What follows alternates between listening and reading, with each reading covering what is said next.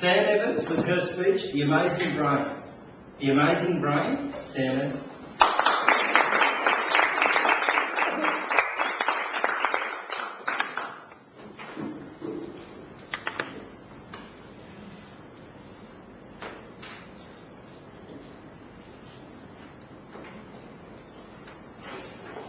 Hello everybody.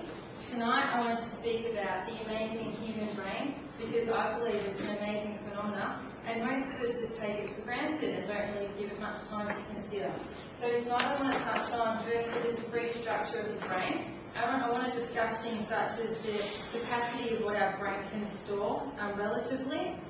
And I also want to touch on dementia, if it's a normal part of ageing. Are we actually able to learn anything we set our minds to, or do we need to be born with a natural ability? And yeah, that's about pretty much all the things I want to cover. And also briefly memory. I forgot. Firstly, we have the brain is divided into 4 lobes. So the occipital lobe, that's dedicated entirely to vision. So if we get a blow to the head, for instance, in that part, our vision can be affected. We have the temporal lobe, which controls auditory and visual memories, language, hearing. We have the frontal lobe, that controls attention, abstract thinking, behaviour, problem-solving tasks, and the parietal lobe, which is sensory systems such as pain, temperature, and touch, etc. So the human brain, it weighs about 1.5 kilos, and male brains are 100 grams heavier than females. But before you all start to bloat, this has no correlation whatsoever between increased intelligence or increased cognitive functioning. And there's also 2 hemispheres in the brain, the left and right, and the right side actually controls the left part of the body, and the left side controls the right side of the body. And in order for the brain to function, it needs carbohydrates. It cannot derive energy, or it can't use the energy from broken down fat cells. So if we all go on the Atkins diet and reduce our carbohydrate intake, we can actually pass out because our brain can only use energy from carbohydrates. Sorry, I mean, you have to use your computer. I do what? So selected like this way if you want. Oh, that's alright. Sam, would you like me to come up and press the button so you can do it? No, it's okay, thank you. Alright, so in terms of what happens when we're asleep, our brain is very, very busy doing all the things that we don't think about doing, and it does all this so that we don't wake up dead.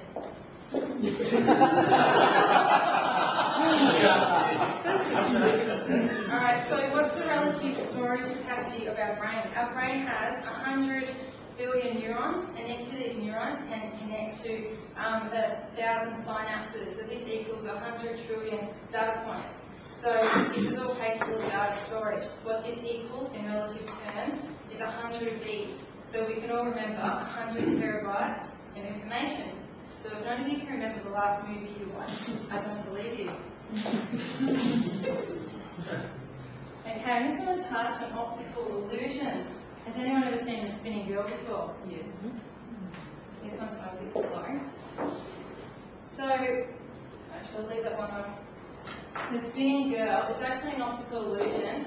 For some people it might be spinning to the right, for some it might be spinning to the left. Who can see it going to the right? And can some people see it going to the left? Yes, now, okay. Yeah, some people will just continuously switch.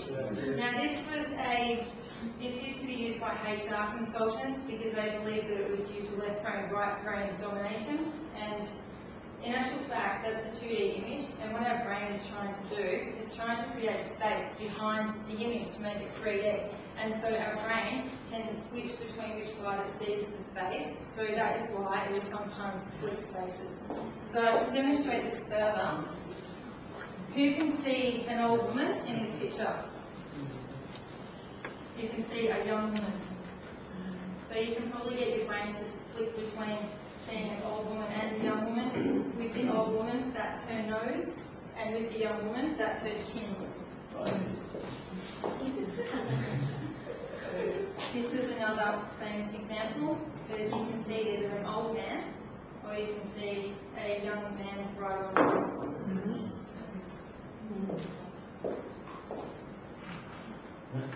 And again, you might be able to see 2 elderly people, or you might be able to see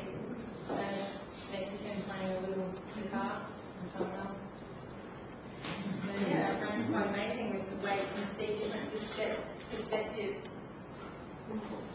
So that just explains more about what the brain is doing to see which perceptual states.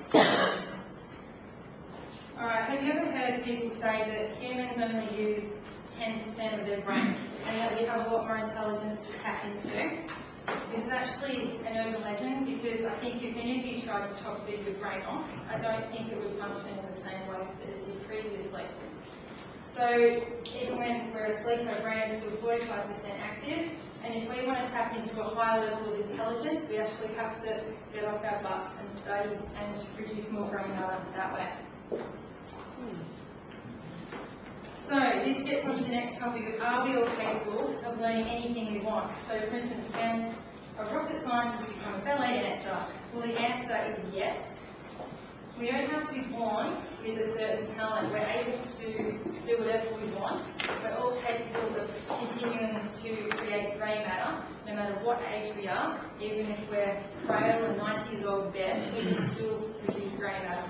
So, for example, I'm an accountant, and I've just learned how to play the drums recently. And when I first started playing, I had no coordination whatsoever. My hands and legs going at the same time, and it was a calamity. And now I've learned to do it without thinking because I've created that grey matter. Okay, so can we all improve our memory?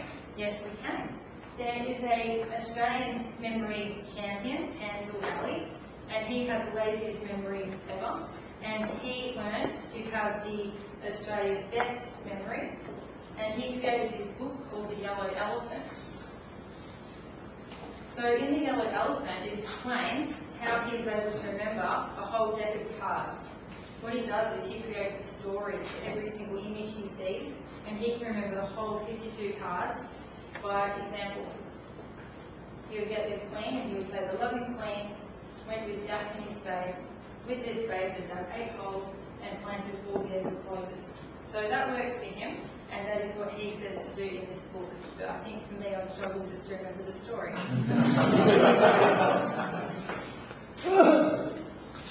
Okay, so lastly, I just want to touch on dementia.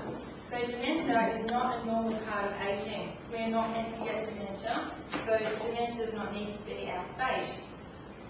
So ways to prevent dementia is to stimulate your brain, not just keep you on working, it's actually to challenge our brain by taking up a musical instrument, learning how to dance, learning a new language or something, because that actually challenges our brain. So there's a whole list of things, of course, Toastmasters, that will help us keep healthy. So, to sum it all up, we explained about the brain, the storage capacity, the big storage capacity there, and we can all keep our brain really healthy by eating enough carbohydrates and challenging our brain and trying to keep our brain active and healthy, because if you don't use it, you lose it. So thank you.